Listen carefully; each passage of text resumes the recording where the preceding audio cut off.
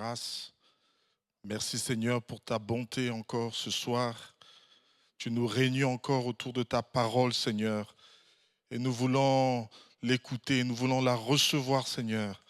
Parce que ta parole est esprit et vie, Seigneur. Merci parce que tu me permets encore de la partager ce soir. Sinon, nous voulons recevoir ta parole. Merci Seigneur de faire du bien. Merci Seigneur de fortifier notre foi. Merci Seigneur de nous encourager encore dans la marche, Seigneur, et la course que nous avons, Seigneur. Que ton nom soit glorifié encore au travers d'elle. Au nom de Jésus. Amen. Amen. Gloire à Dieu. Amen. On est content de se retrouver encore ce soir pour partager la parole de Dieu. Et je suis très privilégié de partager la parole de Dieu avec vous ce soir. Et certainement, le Seigneur a quelque chose à nous dire. Amen. Quand on ouvre la parole de Dieu, certainement, Dieu a quelque chose à nous dire. Il a un message à nous communiquer. Il a une parole à nous donner encore ce soir. Et le thème que je voulais m'entretenir avec vous ce soir, c'est le thème du combat spirituel. C'est une expression chrétienne dont on entend parler, on a entendu parler de l'expression combat spirituel. Et on va voir ensemble dans la Bible, puisque la Bible parle du combat spirituel. L'expression combat spirituel désigne une lutte que le croyant doit mener afin d'être vainqueur dans sa foi. Et certains disent que comme Jésus a tout accompli, on n'a plus à combattre. Mais la Bible nous révèle qu'il y a un combat spirituel à mener. Il y a le combat de la foi. Il y a le combat qui nous permet d'être victorieux avec Jésus. Parce que Jésus a accompli une œuvre et nous voulons participer à cette œuvre. Nous voulons recevoir la victoire qui est en Jésus. On va donc ouvrir un premier passage dans 2 Timothée, chapitre 4, verset 7.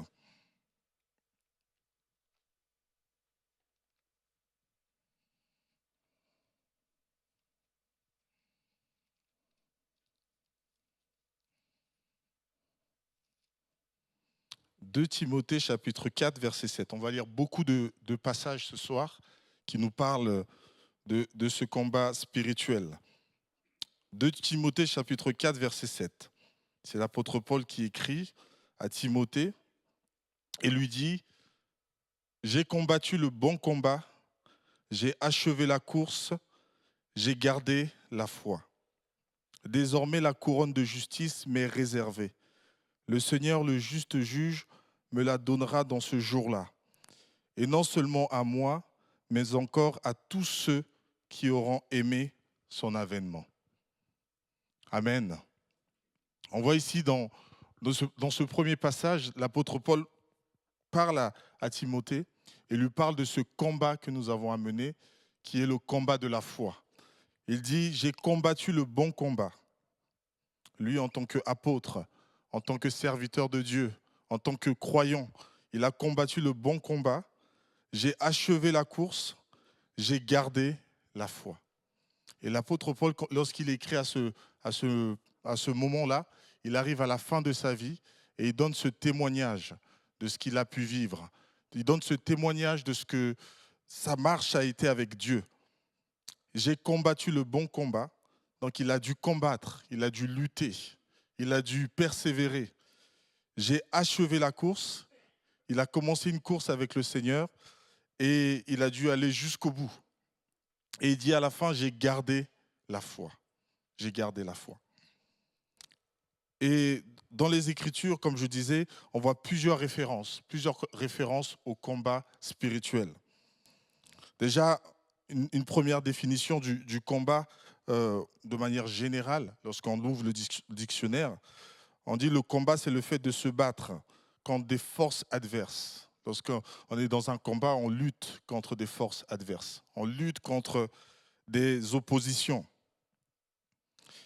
Et dans la Bible, on voit que l'apôtre Paul, que ce soit dans son ministère, il a eu beaucoup d'oppositions, beaucoup de combats. Et il le dira encore dans 1 Timothée chapitre 6, verset 12.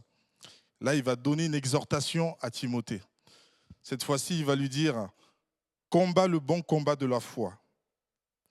saisis la vie éternelle à laquelle tu as été appelé et pour laquelle tu as fait une belle confession en présence d'un grand nombre de témoins. Dans un premier temps, il dit, j'ai combattu le bon combat de la foi. J'ai achevé la course, j'ai gardé la foi. Et dans un autre moment, dans un autre passage, il dit à Timothée, combat, à ton tour, combat le bon combat de la foi. Saisis la vie éternelle à laquelle tu as été appelé et pour laquelle tu as fait une belle confession en présence de plusieurs témoins. Timothée, dans son jeune âge, dans sa foi, en tant que croyant, en tant que disciple, il devait combattre le bon combat de la foi. Il devait lutter, il devait persévérer afin de remporter la victoire. Alors, on se demande c'est quoi ce bon combat de la foi.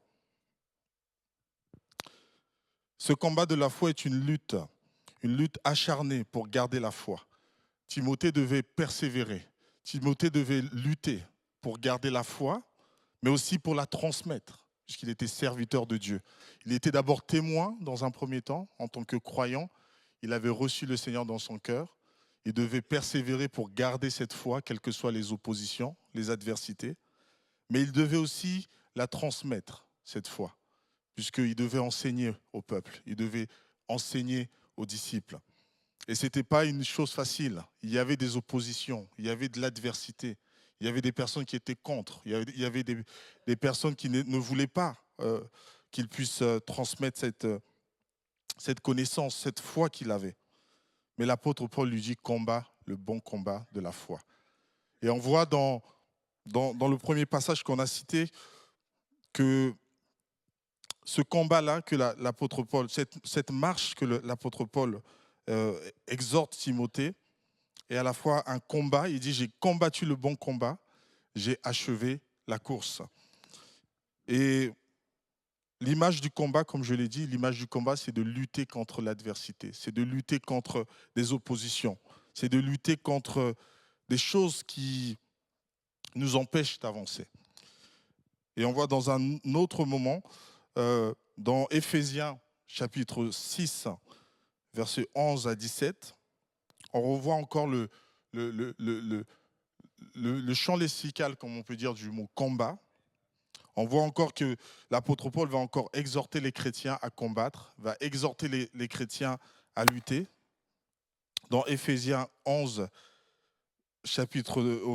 dans Éphésiens 6, versets 11 à 12, il dit aux croyants d'Éphèse, « Revêtez-vous de toutes les armes de Dieu, afin de pouvoir tenir ferme contre les ruses du diable.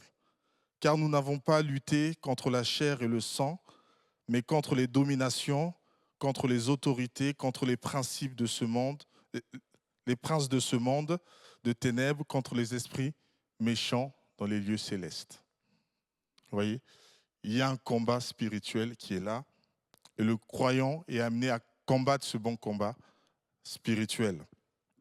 Et effectivement, l'apôtre Paul le dit ici, il nous demande en tant que croyant de revêtir les armes de Dieu. On ne combat pas ce combat seul, mais on combat avec le Seigneur qui est à nos côtés. Et on revêt toutes les armes de Dieu. Il le dira un peu plus tard dans ce passage-là, il va dire, prenez par-dessus tout le bouclier de la foi, prenez par-dessus tout le salut, prenez par-dessus tout la justice, le zèle, la parole de Dieu. Prenez toutes les armes de Dieu afin de combattre le bon combat de la foi. Parce que, comme je le disais en introduction, c'est vrai que le Seigneur a remporté la victoire pour nous, afin que nous puissions marcher dans la victoire, mais le croyant est amené à saisir cette victoire. Il est amené à s'identifier à cette victoire. Et l'apôtre Paul le dira lui-même, j'ai combattu le bon combat, j'ai achevé la course, j'ai gardé la foi. On retrouve encore plusieurs passages où l'apôtre Paul, où les apôtres de manière générale évoquent encore ce combat. On voit encore dans 1 Jean chapitre 5, versets 4 à 5, qui nous parle de ce combat, mais qui nous rappelle que le Seigneur nous donne la victoire dans ce combat. Dans 1 Jean chapitre 5, 1 Jean chapitre 5, versets 4 à 5, il est écrit « Parce que tout ce qui est né de Dieu triomphe du monde. Et la victoire qui triomphe du monde, c'est notre foi. Qui est celui qui a triomphé du monde, si celui qui croit que Jésus est le Fils de Dieu ?» Voyez. Donc il y a ce combat que nous devons mener. Parce que le diable est notre adversaire. On l'a lu dans Éphésiens, où il dit « Revêtez-vous de toutes les armes de Dieu afin de pouvoir tenir ferme contre les ruses du diable. » Nous avons des adversaires. Nous avons l'ennemi qui est notre adversaire. Nous avons le monde aussi, avec sa mentalité qui nous empêche de vivre notre foi. Nous avons aussi la chair aussi qui nous combat et qui nous empêche aussi de marcher selon la volonté de Dieu. Et donc, on est amené à persévérer, à mener ce combat de la foi. À mener ce combat de la foi. Amen. Il y a aussi une autre image que l'apôtre Paul donne à Timothée. Il lui donne l'image du combat, ce combat qui représente une lutte contre l'adversité, contre tout ce qui peut nous empêcher de vivre pour le Seigneur, contre tout ce qui peut nous empêcher de vivre la volonté de Dieu. C'est ce que nous avons vu, qui est représenté par l'ennemi qui nous empêche de vivre la volonté de Dieu, qui nous empêche d'accomplir le plan de Dieu. Il y a aussi le monde, comme je le disais, le monde avec sa mentalité qui nous empêche de vivre la volonté de Dieu. Mais dans ce que l'apôtre va dire, il va nous montrer que la vie chrétienne est aussi une course. Elle est aussi une course. Elle est un combat qu'il faut lutter, mais c'est aussi une course qu'il faut mener. Il dira, j'ai combattu le bon combat de la foi, j'ai achevé la course, j'ai gardé la foi. C'est vrai qu'on a commencé cette marche avec le Seigneur, on a commencé cette course, je devrais dire, avec le Seigneur, parce qu'on a commencé à croire en lui, on a mis notre foi en lui, et on a pris cette victoire-là de commencer avec le Seigneur, mais la Bible nous exhorte à aller jusqu'au bout, à courir la course jusqu'au bout. Parce qu'il y a des choses, effectivement, qui peuvent nous empêcher de mener la course jusqu'au bout. Quand l'apôtre dit « j'ai combattu le bon combat, j'ai achevé la course, j'ai gardé la foi », il nous montre qu'il a dû résister, il a dû persévérer, il a dû lutter pour tenir ferme, pour aller jusqu'au bout de cette course. Et dans Hébreux, chapitre 12, verset 1er, là, c'est l'auteur aux Hébreux qui revient encore là sur l'image de la course, qui nous dit « Nous donc aussi, puisque nous sommes environnés d'une si grande nuée de témoins, rejetant tout fardeau et le péché qui nous enveloppe si facilement, et courant avec persévérance dans la carrière qui nous est ouverte. » Vous voyez, dans un premier temps, on voit l'image du combat, où il faut lutter contre l'adversaire, contre les esprits méchants, contre l'ennemi, avec les armes de Dieu. On connaît, voilà, dans Éphésiens, qui nous rappelle les armes de Dieu, la prière, la parole de Dieu nous permet de résister à l'ennemi, nous permet de lutter contre l'adversaire. Et là, il nous montre que la vie chrétienne est aussi une course avec endurance, une course avec persévérance. Et c'est vrai qu'on a commencé cette course avec le Seigneur, et la volonté de Dieu, c'est qu'on puisse aller jusqu'au bout. La volonté de Dieu, c'est qu'on puisse persévérer et aller jusqu'au bout. Il le dit dans un deuxième temps, courons avec persévérance dans la carrière qui nous est ouverte. Et juste avant, il dit, rejetant tout fardeau et le péché qui nous enveloppe si facilement. Il y a des obstacles, il y a des choses qui veulent nous empêcher de vivre la volonté de Dieu. Là, il le cite en l'occurrence, il parle du péché qui peut nous empêcher d'aller jusqu'au bout. Effectivement, le péché nous empêche vraiment de s'identifier au Seigneur. Le péché nous éloigne du Seigneur, nous éloigne de sa volonté, nous éloigne de sa maison, nous éloigne de vraiment son cœur. Et il parle aussi du fardeau. Les fardeaux aussi peuvent aussi nous tirer vers le bas. Le découragement, à force de rencontrer des obstacles, on peut être découragé. À force de rencontrer des échecs, on peut être découragé. Et il dit, rejetons ce péché-là, rejetons les fardeaux et courons avec persévérance dans la carrière qui nous est ouverte. Et le verset suivant qui dit, ayant les yeux fixés sur Jésus, qui est le chef et le consommateur de notre foi. Amen. Et cette course-là, on a le Seigneur qui est avec nous, qui est là pour nous renouveler, qui est là pour nous fortifier, qui est là pour nous aider à aller jusqu'au bout de cette course. Et la récompense finale, l'apôtre Paul le dira au tout début de ce passage que je vous ai cité. La récompense finale, il va le dire dans 1 Timothée, dans 2 Timothée 4, verset 7. Il dira, désormais la couronne de justice m'est réservée. Le Seigneur, le juste juge, me la donnera dans ce jour-là. Et non seulement à moi, mais encore à tous ceux qui auront aimé son avènement. Derrière cette course, derrière cette lutte, il y a une récompense. Et c'est la récompense que le Seigneur veut nous donner. C'est son ciel de gloire. C'est ses promesses qu'il veut accomplir dans notre vie. On ne lutte pas en vain, on ne court pas en vain, mais on court dans un but qui est cette récompense céleste avec le Seigneur. Parce que si nous luttons, si nous combattons avec les armes de Dieu, nous savons que le Seigneur va ensuite nous donner ce qu'il nous a promis. Et c'est ça qui nous permet de garder les yeux fixés sur Jésus. C'est ça qui nous permet de garder l'espérance qu'il y a en lui. Amen. Et c'est vrai que je pensais à une image, effectivement, de la course. On peut penser au marathon. On peut penser au marathon. Vous connaissez la course du marathon, c'est une longue course. Ce n'est pas un sprint. Un sprint qui peut durer 30 secondes, 20 secondes. Mais un marathon, ça peut durer, en fonction de vos capacités, ça peut durer plusieurs minutes. Il y en a qui le font en une heure, il y en a qui le font en 1h30. Et cette vie chrétienne, l'apôtre Paul la compare à une course. Et je dirais une course de marathon, puisqu'il va combattre pendant longtemps. Il va lutter pendant longtemps pour garder la foi.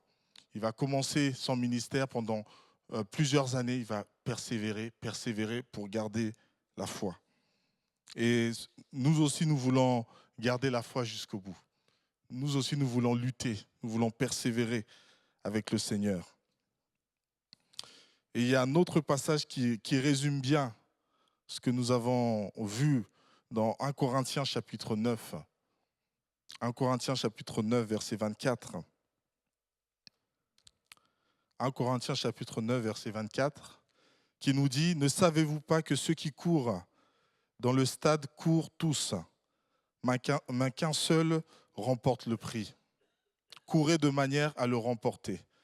Tous ceux qui combattent s'imposent toute espèce d'abstinence, et ils le font pour une couronne corruptible. Mais nous le faisons pour une couronne incorruptible. » On va lire la suite, verset 26. « Moi donc je cours non pas comme à l'aventure, je frappe non pas comme battant l'air. » On peut prendre la suite aussi. « Mais je traite durement mon corps, je le tiens assujetti de peur d'être moi-même rejeté après avoir prêché aux autres. » Amen. Là, l'apôtre Paul dit aux Corinthiens, il donne une image, comme je l'ai exprimé, l'image de la course dans un stade. Lorsque les coureurs rentrent dans le stade, lorsqu'ils courent, c'est pour atteindre le but. S'il y a 5 km, c'est pour aller au bout des 5 km. Et donc, ils se préparent pour atteindre le but. Lorsqu'ils rentrent dans le stade, ils sont préparés, ils sont armés pour atteindre le but. Et nous aussi, dans notre marche chrétienne, le Seigneur nous a donné les armes. Il nous a donné sa parole. Il nous a donné la prière. Il nous a donné toutes les armes nécessaires pour aller jusqu'au bout. Et c'est à nous de nous approprier ces armes. C'est à nous de saisir ces armes pour combattre le bon combat de la foi. C'est pour ça que je disais en introduction, c'est vrai que le Seigneur a accompli cette œuvre à la croix de Golgotha, mais la Bible nous exhorte à nous saisir de cette œuvre. La Bible nous exhorte à prendre la victoire. La Bible nous exhorte à prier. La Bible nous exhorte à persévérer. La Bible nous exhorte à rejeter, comme on l'a lu, rejeter tout fardeau, tout péché, tout ce qui peut nous empêcher d'aller jusqu'au bout. Parce qu'il y a des obstacles. Il y a des obstacles. L'adversaire ne veut pas que nous puissions vivre ce que Dieu a pour nous. L'ennemi ne veut pas que nous puissions vivre ses promesses. Le monde ne veut pas que nous puissions connaître cette vérité qui libère. Et nous avons besoin de lutter dans la prière. Nous avons besoin de saisir la parole de Dieu et de la mettre en pratique pour vraiment être victorieux. Et l'apôtre Paul insiste aussi là sur un autre point qui me semble important. Il dit « Courez de manière à remporter donc la course ».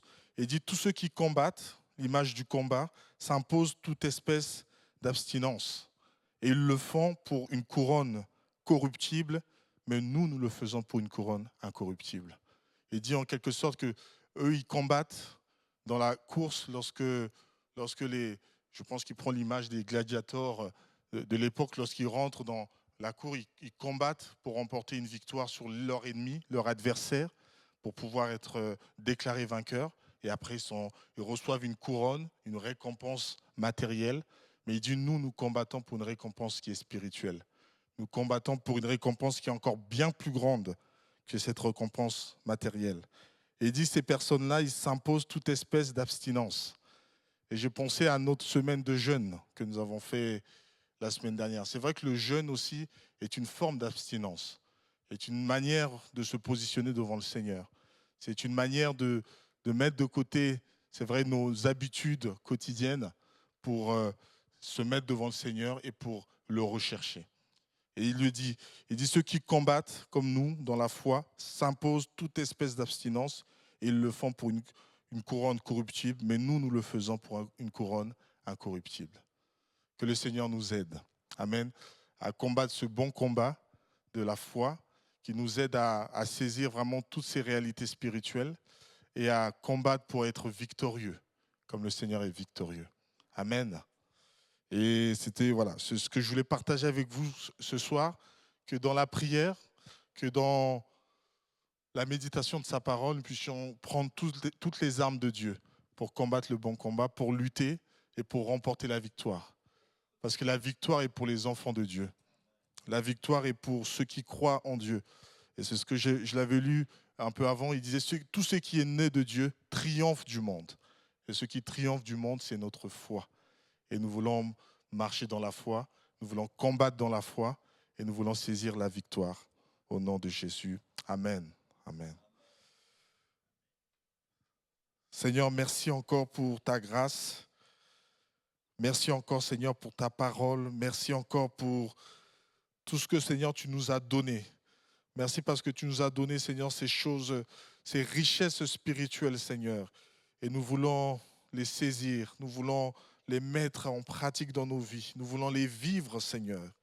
Et merci parce que tu as commencé une œuvre dans nos vies, Seigneur, que tu vas amener à la perfection, Seigneur. Et nous voulons saisir toutes ces armes spirituelles que tu nous as laissées afin d'être victorieux, afin d'être vainqueurs, Seigneur. Merci, Seigneur, pour ta grâce. Merci pour toutes choses. Au nom de Jésus. Amen. Amen.